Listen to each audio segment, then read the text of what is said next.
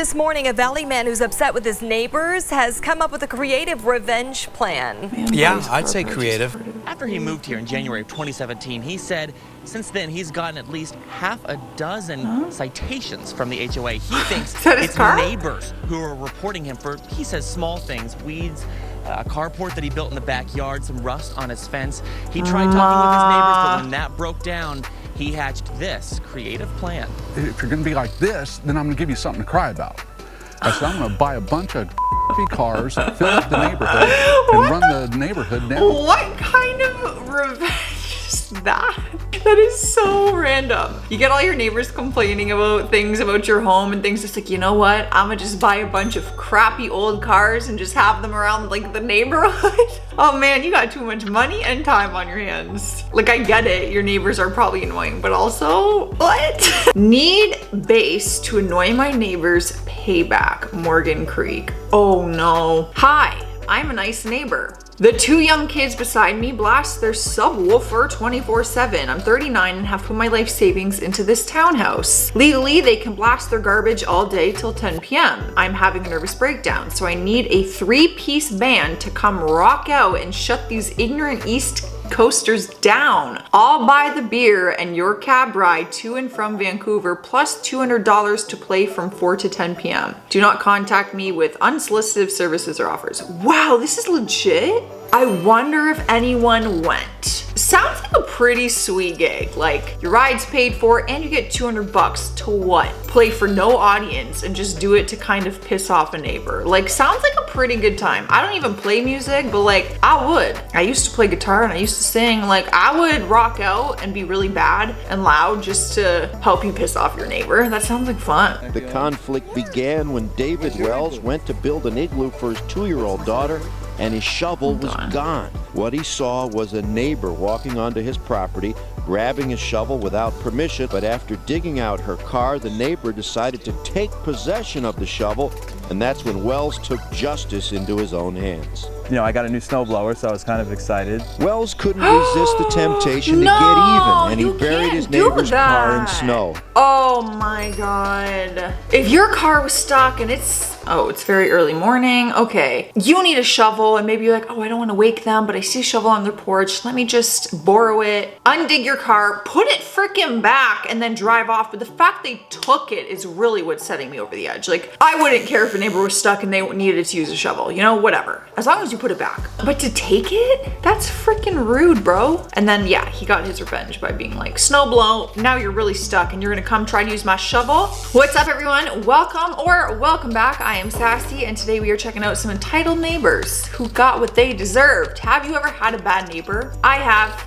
In my childhood home. Oh my God, nightmare story. I've had to call police before. It was crazy. Anyways, that's for another day. But if you have, tell me in the comments because I'm interested. My wife and I had a neighbor who hated us because their family friends who went through a divorce lived there before us and we bought the house. They were mean to my wife, parked across our driveway when she was about to go to work, threw pieces of wood over our fence, and let their dog poop on our lawn without picking it up. I tried talking to them a couple of times and was promptly told to F off. I threw an entire box of bowling cubes into their backyard and let the rain melt them into the grass. Their dog absolutely destroyed their yard looking for the smell, and I would make sure to comment on it every chance I got. Oh, you did get some revenge. I don't know what bowling cubes are, but obviously dogs want it, so it was a good plan. I'm just wondering, are you really that upset that people bought your friend's house? Like, that's part of life, dude. Like, you need to move on. Make peace with it, you know? I had a terrible work schedule and had to wake up at 2:30 a.m. To be at work by 4. My downstairs neighbors would blare loud music at all hours of the night, and I could feel the bass through my mattress. I went downstairs and politely asked them to turn it down, and they seemed to kindly agree. As soon as I got back in bed, they turned it even louder and kept it going until 1:30. Before I left for work at 3:30, I turned over my amplifier so the speaker was facing the floor, turned the volume up, and set my guitar on top of it. I left for my 12-hour shift and the feedback was still screaming when I came home.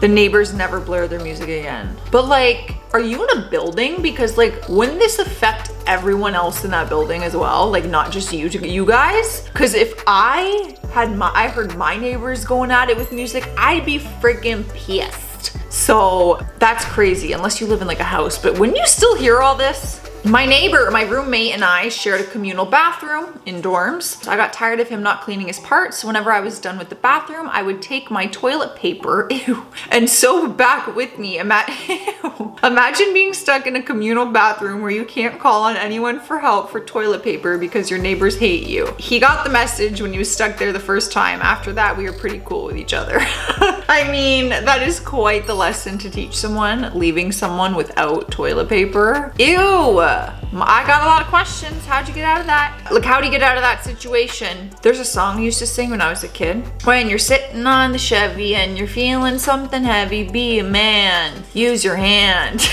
I don't know why, y'all, but I used to sing that. Not particularly exciting, but amusing. We briefly had a neighbor who was a complete a-hole. My personal pet peeve was when he would yell at our kids to shut up while they were playing in the backyard. Next to his driveway was a big tree, and I noticed he'd throw occasionally hissy fits over the birds pooping on his car. One week he was out of town, but his car was still in the driveway. Each day I put a heaping pile of berries next to the tree. He returned home to a car absolutely covered in Technicolor bird poop. Yikes. Bird poop on cars is not fun, and it's not easy to get off. So that sucks. But also, don't tell my kids to shut up. There's also that. Neighbor used to insist on mowing his lawn at 5:30 a.m. every Saturday morning. Are you high?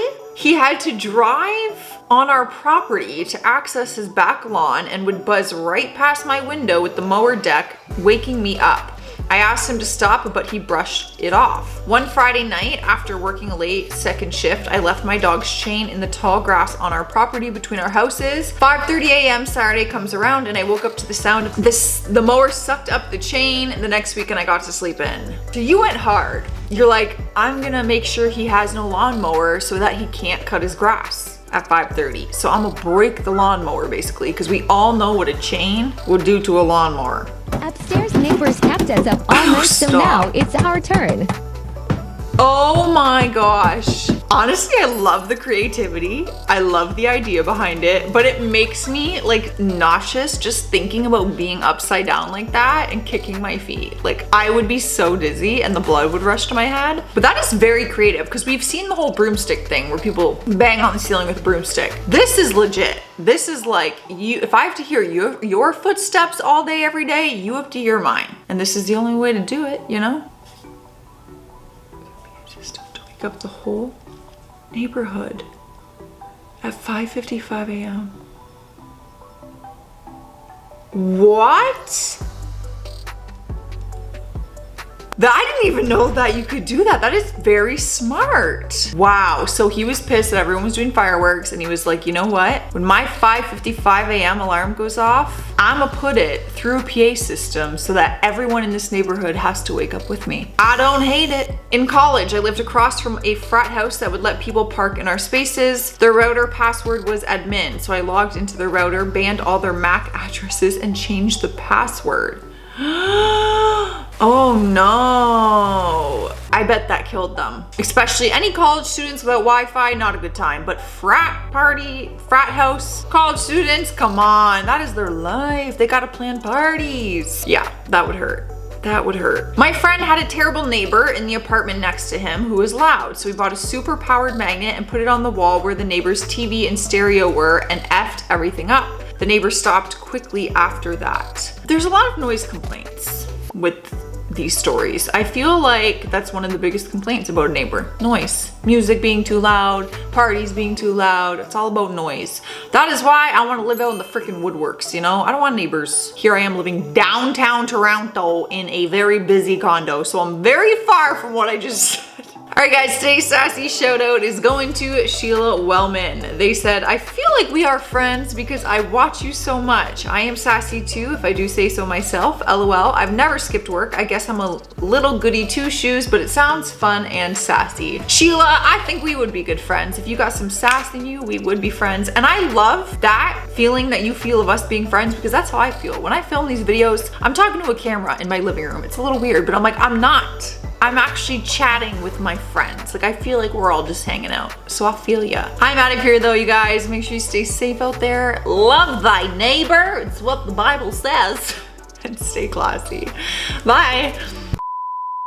I have an itch in my eyebrow. Obviously, why am I saying obviously? Hello, baby. Come here. You want to be up here? Come here. Come here. No? Okay.